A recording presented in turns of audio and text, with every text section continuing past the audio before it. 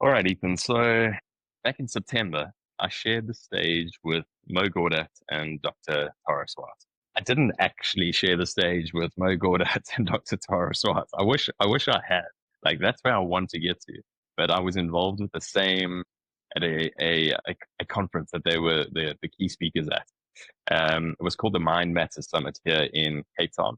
And they were the two main draw card speakers on day one of this event. An amazing event sponsored by Cipla and sponsored by Multiply here in SA, organized by an absolute dynamo of a young lady named Kanchana Mudlia. And day one was all about these key speakers. Day one was in a big auditorium at the CTICC. And day two was about an immersive experience. It was really getting the attendees from the event to step into this world of wellness. It was called Mind Matters, and it was really about how do we improve mental wellness as a core foundation of that. And what it was, where there were four areas around Cape Town where attendees then went and immersed themselves fully into one of these different areas. My area was called the stretch area, and not to go and stretch your muscles, but to really go and push yourself.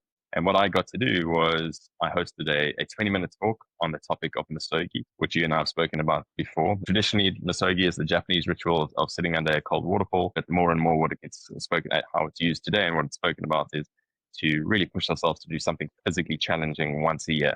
Two rules that go with it that should be 50% unachievable and just don't die. That's the hardcore misogi lovers. That's what they speak about. I don't think we have to go that deep into it. Maybe look at a mini or a micro misogi. So I had this 20-minute slot where I spoke about it to the attendees, which was amazing, really, really well received. Loved the principle of misogi, loved the idea of getting to choosing something hard before that hard thing chooses you. So leaning into some discomfort so that we can stack the evidence of our capability to take on other things in life. And what I really loved about the way we structured it was I did the intro, we did this 20-minute talk. People got to visualize and think about what this misogi for them would be. And the misogi is relative to everyone. So one person might say that they're wanting to climb Kilimanjaro. Another person might say that they're just wanting to do a 3 kilometer walk. It's all okay. It's relative to each individual. And once we had done that, we got them to do a breathwork exercise. And that was from Dream Fuel. They recorded an amazing breathwork, which was based on the hero's journey. And we had this breathwork exercise that was now allowing people to visualize themselves going on this hero's journey with the premise of it being this misogi that they were undertaking and really truly experience and have a visceral experience, really feel it in their body what it would be like to accomplish this thing. It's much like an Olympic athlete visualizing what it feels like to win a gold medal and stand on that top of that podium. And they went through this exercise. Once we were done with the breath work, now the challenge was to kind of get people to step into doing something difficult. And we had two things lined up. The one was cold plunge, so ice plunge. And the second was to slap on a VR headset and essentially walk across skyscraper buildings, walk across a little platform. And we could not believe how many people, well, they did both, but particularly on the cold plunge side, people just put any of their fears aside. People put aside any fears of being in a costume in front of strangers as well, because that's a real thing. And people just stripped off, not completely naked, got into their costumes and got into this cold plunge and did 3 minutes in absolutely ice cold water. And the individuals who were running the cold plunge, they afterwards said that they have never, in all the time that they've been doing these sessions, they have never had that higher percentage of attendees of an event step into doing the cold plunge. And I mean, that was massive for me to hear. I think it was the day before and my part, but to know that I'd played some small part in helping people prepare to step into and to choose to do this difficult thing because they know it's going to be helping them stack some evidence to come out on the other side stronger and to lean into new things. So that was a couple of months ago already, and I've been having incredible conversations since then with a few of the attendees and some of the core sponsors of the event as well. And I absolutely loved it. It was wonderful to be able to share and have people listen to a passion of mine, which is smart toughness and the misogi, and be interested in it. I think that's one thing when you speak about AI, having people come up to you afterwards and ask questions and be curious about the thing. And that was really, really special for me. It's just a genuine curiosity around this thing that you speak about and how do I bring it into my own life? And for you, it's how do I bring it into my life and my business? And that is the conversation that's been coming up, is how do I bring misogi not into only my own life, but how do I bring misogi into my business as well? So for me, that journey is looking like on the executive coaching side, absolutely. Smart toughness is the premises is misogi, but with a lot of my strategy facilitation as well, it's teeing executive teams up for success by having them go through this misogi practice together. They're galvanized that they can and prove to each other that they can hold each other accountable and get these tough things across the line, and then translate that into, right, well, what are we wanting to achieve in the business over the next 12 months?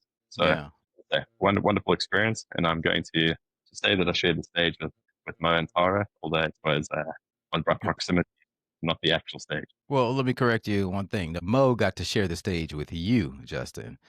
That's the reality of it. And I'm serious. Now think about this. First of all, the beauty of what you did is you gave people a taste of it, right? A misogi, like your misogi was running 10 marathons in 10 days. Like you're not going to take a breakout audience and go do that.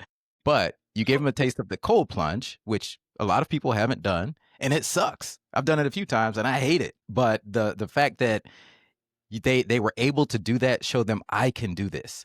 The fact that they were able to strap on the VR headset and walk around the top of a skyscraper, that gives them a taste of I can do this. So Yeah. what will that grow into later in their lives? In your session probably impacted them more than sitting in a keynote and listening to Mo Godot predict the future, which he may be 50% wrong on. So it takes no effort to sit in a keynote. It takes effort to do what you did, and effort is what sticks with you. It's what you remember. And when somebody looks back on this event 3 years from now, they're probably going to remember your experience more than what they learned in the main session. So when I say he got to share the stage with you, I really mean that. Ethan, can I hire you as my hype coach? Because No, I seriously. appreciate that. Yeah, I I mean it. Like appreciate you get my services for free every week. that.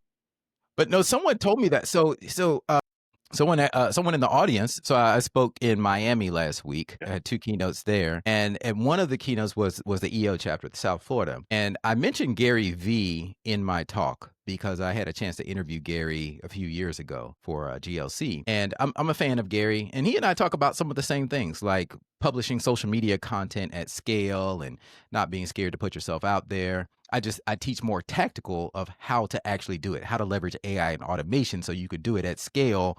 Whereas Gary V has 30 people following him around publishing his social media because he has the budget for that. Most small businesses don't. And it just so happened that when I spoke at this event in Miami last week, Gary V had spoken the day before me to the same audience, to EO Global. And somebody said, you deliver more value than Gary. Now, to me. Now, Gary V gets a much bigger keynote fee than I do, but I deliver way more value. And I'm just going to say that he has the fame, he has the hype, but when it comes to tangible takeaway value, and I'm not just saying this to hype myself up, but audience members will tell you that, and I guarantee everybody in that audience says that. And the same thing is true about you. Yeah, I appreciate that. I think that's a great share from your side.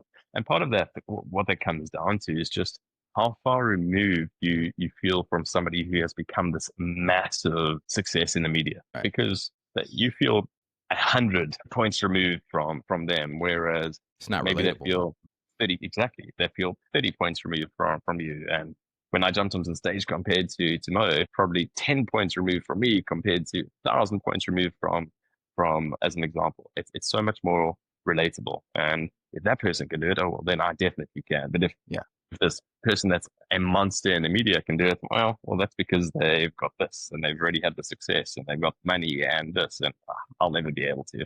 So it's a very valid point that you make, and something that I think imposter syndrome maybe makes you lose sight of at times. To be fair. Yeah, true.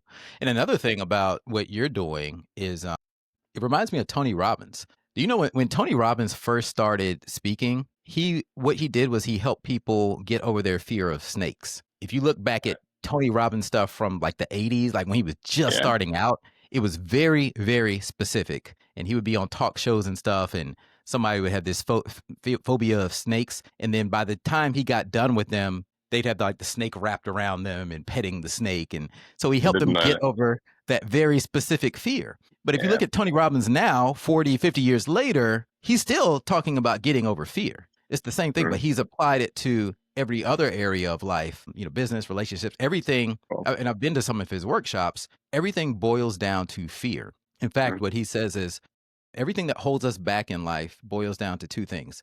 It's either fear of not being enough or fear of not being loved. yeah. Fear of not loving ourselves. Yeah, whether it's yourself, someone else, that is Yeah. what holds us Yeah. back. And that can mean a lot of different things, like fear of judgment, fear of embarrassment. That's fear of not being loved and fear of Yeah. not being enough. We talked about imposter syndrome. That's fear Yeah. of not being enough, of not hitting the mark. And if we Yeah. eliminate those fears and reframe them and then just go after it, then really it's all an illusion. Just like people can get over their fear of snakes, people can get over their fear of being in freezing water, people can get over their fear of heights. If you can master that, then you can master anything and achieve anything that you want in life. Absolutely. And it's also making the decision that you actually want to move past that fear. And that maybe sounds silly. And I'm sure anybody who is terrified of something would say, Justin, obviously I want to move past this, but what actions are you taking to do that? That's Yeah. always going to be, what are you doing? And it doesn't have to be huge, but what small step are you taking to work yourself towards moving past it? Right. And naturally, people aren't going to want to move it. I mean, I think No, maybe there's a small subset, but most people are like, oh, I'm fine being away from six. I'm fine without that thing in my oh, life. But if you can push yourself to get over one phobia in your life, then you can correct. apply that to other areas. I think that's Yeah. the key unlock right there, right? So if I get over my fear of Mm, heights in a breakout with Justin King, then maybe, I can channel that same mechanism in my brain. And now I get over my fear of speaking in front of an audience. And that yeah. could unlock massive potential in the rest of my life. And take me to the next level where maybe you're scared to give a presentation at the company you work at. And now you don't have that fear anymore because you're like, hey, I just walked on a skyscraper. So I can do Correct. this. This is nothing, you Yeah. know? I like it. And I think if we do take it down to fear, what I'm helping people do, or what I really hope that I do help people do, it's get over the fear that they are not capable of more than they currently believe they are. Because that Right. can be a terrifying thought that what you are right now, that's it. Like Right. that's yeah, that's enough to strike fear into my heart for sure. Yeah. And I want people to realize and prove to themselves. And that's the important thing. It's not somebody else proving it to them, but prove to themselves that that doesn't have to be a fear. You're absolutely capable of more than you feel you are right now. Yeah, 100%. I definitely think you're onto something with this fear unlock. There's so much reward on the other side of fear. So, keep doing what you're doing and giving people a taste of that. I think it's super important and you're out here changing lives. Appreciate that. Thank you. Thanks, Ethan. Yeah. All right.